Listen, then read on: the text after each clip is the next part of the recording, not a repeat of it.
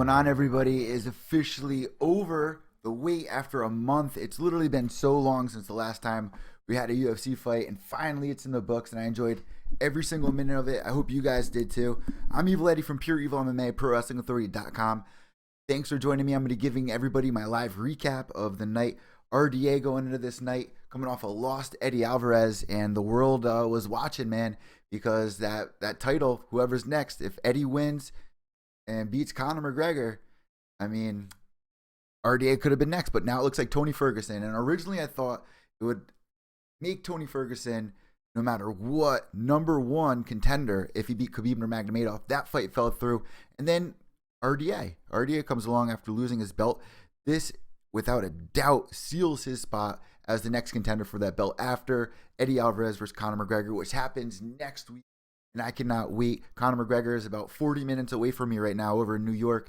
I'm over here on the East Coast. All my listeners know where I'm from. But what a crazy night, guys. RDA looked amazing in that first round. And then Tony Ferguson, the dancing, and then he was just landing the elbows. It was just amazing. He did absolutely amazing tonight, throwing 402 strikes, landing 200 of them. So he landed 50% of his strikings. RDA wasn't landing as RDA was landing real powerful shots, but Tony just kept landing that jab open and open. But that first round, I had it no doubt RDA, and Tony was dancing, finding the rhythm, and he looked amazing going into the second round. The second round was a toss-up. I mean, you could have went for RDA or Ferguson, but I had Tony there, and there were a couple highlight moments during this fight, and I'm going to break this all down. I'm going to review the whole fight, but let's rewind a little bit. Before this fight, we had Diego Sanchez. And everybody was watching this fight because Diego coming off a loss, his last fight against Joe Lozon. He has never been knocked out before. I know that Brendan Schaub on Fighter and the Kid and everybody was saying that, oh, Diego Sanchez, he's never been knocked out before. And he never was before Joe Lozon at UFC 200. How'd you forget UFC 200? Come on, Schaub. Big Brown, you're better than that. So, came in tonight, and if he lost this fight, and Marcin Held coming from Bellator, you know, his debut, it would have been a warm welcome if he beat Diego Sanchez. Diego just grinding it out, showing his heart here.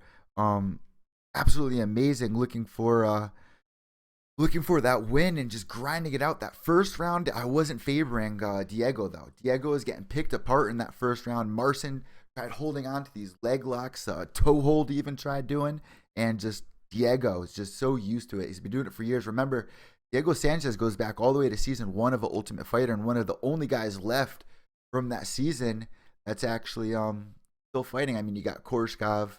Not many people from that season. I think I can only think of one. So if you guys know Diego Sanchez, the Nightmare, as he likes to be called, the Dream now. But he gets the win, winning that second and third round, absolutely grinding out, landing heavy shots on Marcin Held in the third round. Marcin was just getting really tired, taking big breaths, and Diego just laying it in on him, giving him a warm welcome to the UFC, so to say. And then we had Ricardo Lamas versus Charles Oliveira. There was a lot of you guys on Twitter and social media freaking out because a picture surfaced of Charles Oliveira sitting at McDonald's, and I know that he took the fight on short notice, but still, what did he have, 2 weeks? He knew he was going to be fighting here. Charles Oliveira, who's ranked 8th right now, coming off a loss, sitting at McDonald's, and he's like this, like, oh, I don't care. Kind of like being like, I don't care about my weight cut. I'm taking this fight in short notice. I'm doing you a favor. And Ricardo Lamas, who's pretty pissed and wants to fight so bad. His last fight got canceled. He was supposed to fight BJ Penn. We were all looking forward to that. We don't know where BJ is right now, but Ricardo Lamas, that first round, was just a smaller guy. He was getting overpowered by Charles Oliveira. And in that second round, the way it opened up, Charles Oliveira was looking amazing, but Ricardo Lamas, and when I say in that first round, Ricardo Lamas escaped some crazy submission attempts by Charles Oliveira, real tight, and I thought it was all over. I was waiting for Ricardo Lamas to tap. Second round comes, and wasn't much. I don't think there was much time left in the second round either. Towards the end of the second round, I'm pretty sure. Remind me if I'm wrong there, but Ricardo Lamas sinks in that choke. Charles Oliveira, and he's a veteran. He's a submission artist specialist in that weight division in the UFC, and you know he was really trying to stay calm, and Ricardo Lamas just kept getting tighter, and then you just saw that quick tap from Charles Oliveira, which I am so happy. I mean, I know I picked Charles Oliveira to win this one, but I mean, I thought Charles Oliveira was going to win by submission.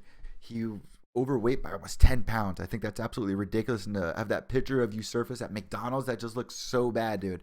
Not looking good there. So I'm actually almost happy that he lost, but I didn't want to take the chance betting on Ricardo Lamas. If there's people out there that are wondering, like, whoa, why didn't you pick Lamas to win this? Well, Charles Oliveira coming off a loss. He had his back up against the wall. He's a submission artist. Ricardo Lamas, I mean, I just thought Charles Oliveira would be the bigger guy and be able to land that submission in on him. And Ricardo Lamas, man, he was a warrior tonight. He escaped some deep submission attempts over Charles Oliveira. So Ricardo Lamas ranked 4th. I mean, it's not like Charles Oliveira is going to drop, but man, we looked at the stat, and thanks to Steve on Cage Submission. Shout out to Steve. Every Sunday night they go live on Block Talk. Make sure you guys follow me on Twitter. Right up here. Where is it? There. Make sure you guys follow me at Pure Evil MMA or at my personal homepage at evil_echo. That's EVIL_ECCO. But a picture surfaced thanks to Cage Submission of a graph of Charles Oliveira's last like 8 fights or something like that. He's missed weight. Like he's like 5 out of 6. He's made weight 5 times and didn't make weight like 6 times. I'm not sure if that's the exact stat, but something close to that. I'll look it up while I talk. But Charles Oliveira coming with the loss. Ricardo Lamas making a big win here, setting Charles Oliveira back even further. So congratulations, Ricardo Lamas. I mean, you were kind of the underdog here because, and am I right? He was the underdog here, I'm pretty sure. And you usually don't see a higher ranked fighter as the underdog, but Ricardo Lamas, man, getting that choke, submitting Charles Oliveira. And remember, Charles Oliveira's last fight, guys, was against Showtime Pettis, and he got submitted off of his freaking back. Pettis literally submitted him off. Absolutely crazy. Charles Oliveira got to go back to the drawing board. Maybe you shouldn't be eating at McDonald's. I don't know. What do you guys think about that? Make sure you let me know on Twitter at evil_echo. Also tonight, Beneil Dariush. Did you guys forget about that? Beneil Dariush versus Magomedov. Great fight. Magomedov landing 79 of his 129 total strikes. But Beneil Dariush, who's always kept the same monotone guy, he's almost like one of the translators. You know how the translator's so monotone? Minion was pointing out this week on his article on Kobe's Corner. Go check that out. Great article. And Beneil Dariush always has the same tone. Just like we saw, I'm not going to call anybody out, but Beneil Dariush, man, not one of the most exciting fighters outside of the ring, but once you get in there, man, watch out. He ends up winning tonight, winning by unanimous decision. That was a big win for Beneil Dariush, who's ranked 9th, beating a 15th ranked fighter. So Alexa Grasso starting off that main card, guys, going against Heather Jo Clark, the Hurricane. And Heather Jo Clark coming off a loss, had her back up against the wall.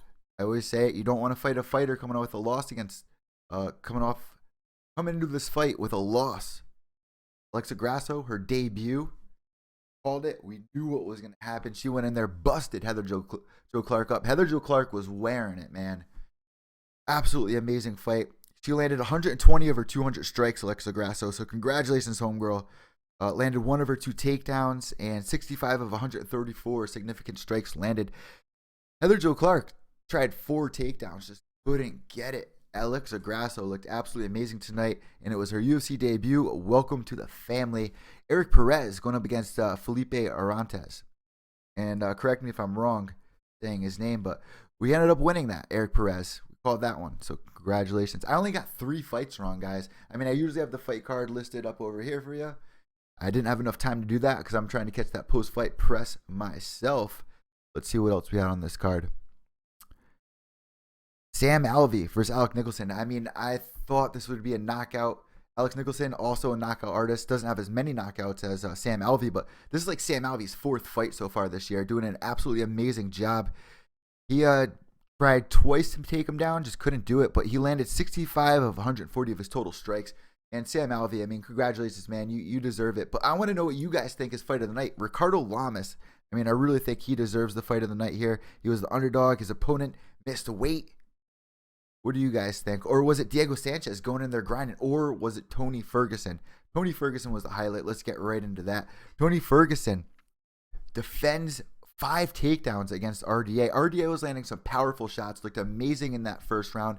But Tony Ferguson just warming up. In that first round, I started getting a little nervous. I was like, Tony, Gotta relax, man. You got a great corner behind him. He started listening to his corner in that second round. I don't know what they were saying to him, but when you got people like Eddie Bravo, I love seeing Eddie Bravo in the corner of Tony. It just fits. The personalities fit. Everything fits. Shout out to Eddie. But RDA just in that second round started switching things up. Tony kept the dancing thing going, and both of them looked amazing in that second round. But Tony was the one who picked it up. And at the end of the second round, it was either the end of the second or the third round, where RDA he looked really good. I think it was the end of the second round where he started looking really good. But I give the second round to Tony Ferguson. So going into the third round, I had it 1-1. RDA went in the first, Tony went in the second round. So going into that third round, Tony went in there and he started putting together some real nice combos, confusing RDA. He even tried switching up with like a 50-50 roll, just going up against the cage, letting him know, like slamming his foot up against the cage. Let him know that I'm ready to throw that Superman punch at you. Like I'm trying to throw anything I got at you. And it was really an art. I mean, all my diehards out there, we were deprived. I mean, we were going through UFC withdrawals. I was going through UFC withdrawals. I mean, I promote all the other fights and everything, but it just doesn't have the same community, so to say. I love the fights. I love all the fighters. I love watching the journeys. I love doing my research on newer fighters, up and coming fighters. But the community that UFC has built, I mean, we tried with Bellator, and we'll talk about that a little bit too, because that happened right here in CT. But the community that the UFC brings every night to Twitter, I want to give a shout out to all my Pure Evil Army out there. Shout out to Minion McGrunion, everyone, Steve from Cage Side Submissions, and Yusuf, Bobby Riz, everybody, Kara, Jody, Pat. And we got some big announcements as well for the UFC Pick'em, guys. And if you want to play with us on the UFC Pick'em next week on UFC 205, all you got to do is shoot me a message on my Twitter page, and you can join the fun. I have some announcements. I'm pretty sure Pat got every single fight right tonight, guys. Let's give Pat a hand on that one. Congratulations. But I'm pretty sure I heard that Ann beat him. Not sure. I'm going to go check it out in the chat room. But yeah, going into that third round, Tony Ferguson started putting together combos. RDA, it was the third round. RDA started looking really nice at the end of it, but I gave that third round once again to Tony Ferguson. In that fourth round, Tony started getting even more creative with what he was doing. I mean, he just has this dance in this flow, and it doesn't look like he was as fast as he was in the fight where he was fighting Edson Barboza, so to say. But then again, you guys got to remember that the elevation in Mexico. I mean, look at Kane. Remember what happened to Kane and Verdun when they fought. It's just the elevation. And some fighters want to come in earlier so they can get used to it. Some fighters train with that the mask. Tony Ferguson kept the same exact pace round after round, and that was very impressive. RDA, I mean, he was getting used to fighting 5-round fights, so he looked great. I mean, RDA, come on, guys, he did look great tonight. We've never seen RDA look like that in a fight. Tony Ferguson really brought the heat. He was looking at this fight like it was a title fight. RDA was the champion not too long ago, but he just lost to Eddie Alvarez. So that fourth round, he started connecting with more combos, switching it up. He didn't really want to play with the grappling game, though. He was not going to go in there because if RDA got his feet planted, he could land some devastating blows, and Tony Ferguson kept moving him backwards. Couldn't plant himself. So that was good moves on Tony Ferguson, switching it up, keeping it going, keep pushing forward, keeping the pressure on RDA. And was literally playing mind games with him. And I got to give him a round of applause. I don't remember what round exactly, but there was an eye poke. I think it was the second round, maybe the first, second, or it was the first or second round. There was an eye poke, and instead of attacking him when he was like, RDA was like, oh, wait, poke in the eye. And it was to the other side of Herb Dean. So Herb Dean didn't even realize it. Tony Ferguson stepped back and was like, dude, do what you got to do. You got poked in the eye, fine. All right. And then Herb Dean wasn't stepping in, and I think Tony mumbled something like, what the fuck are we doing? You got an eye poke? So I got to give him a round of applause right there, because a lot of fighters like Anderson Silva with the Bizbang mouth guard thing usually don't give a fighter a null in action, so to say. That's the correct terminology for it. But yeah, guys, so going into that fourth round, so now I had it first round for, the second round could have won for RDA too, but I had Tony winning it, but RDA looked really good in that first and second round, but Tony looked great in the third, fourth, and fifth. What do you guys think about that? The fifth round is what it really all came down to. RDA was wearing it, literally, and Tony just kept landing that inside leg kick, and RDA was throwing them right back at him. And there was one point in the fight later on, I think it was the 4th round, where Tony Ferguson tried throwing like a punch and then ducking and then throwing the elbow backwards, misses RDA. RDA tried to throw some talk in, and he was like, nope, you don't got me. Tony Ferguson went, what? Did it again, and then got him. I loved it. I was screaming. My girlfriend was next to me sleeping. The rats were jumping around, going crazy. I get crazy on fight night. I don't know about you guys, but I screamed at my television. I missed it. I missed UFC Fight Night. Bellator last night, they put on an amazing card.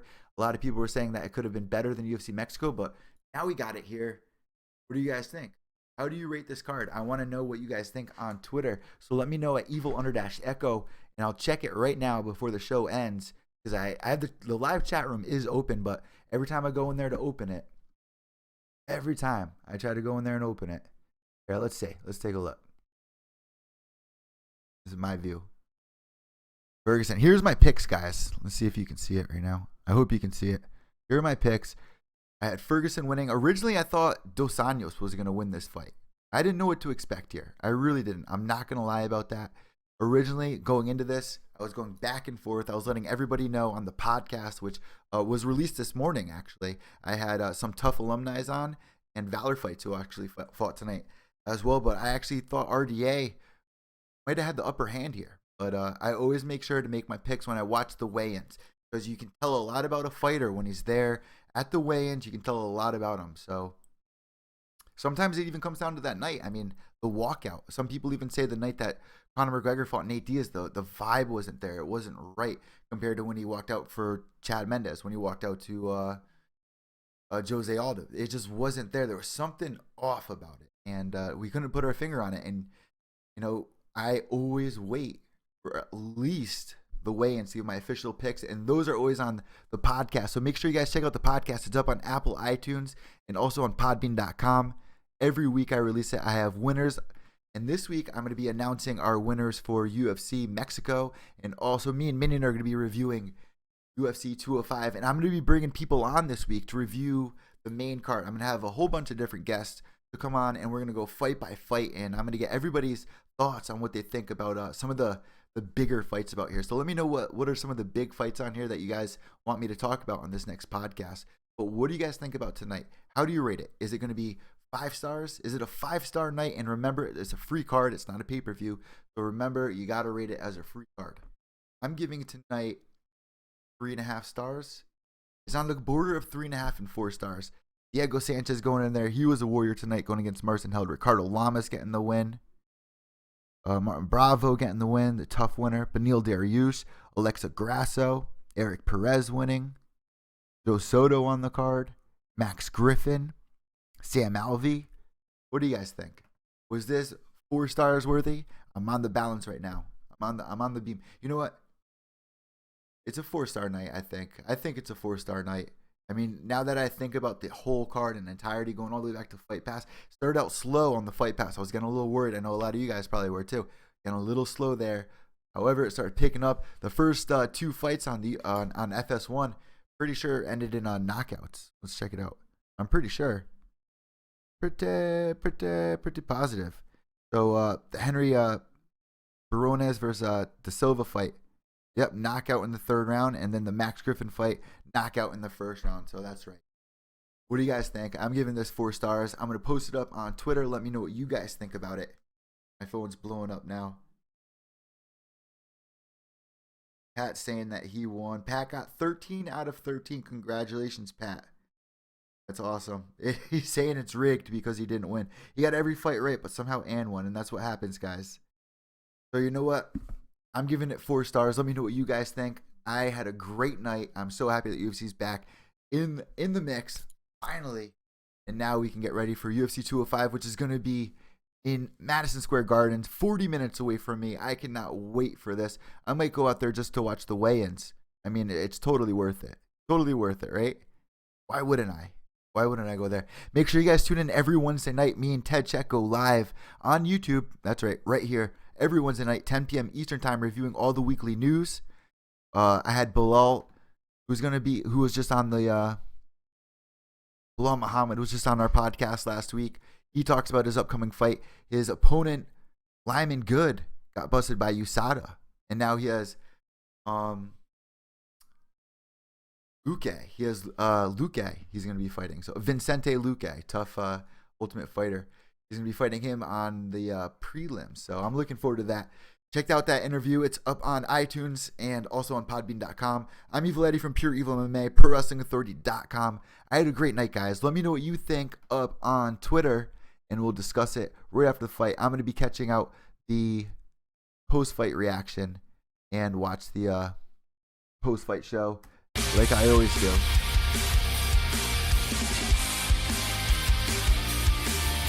You guys have a great night. I'm Evil Eddie from Pure Evil MMA, ProWrestlingAuthority.com.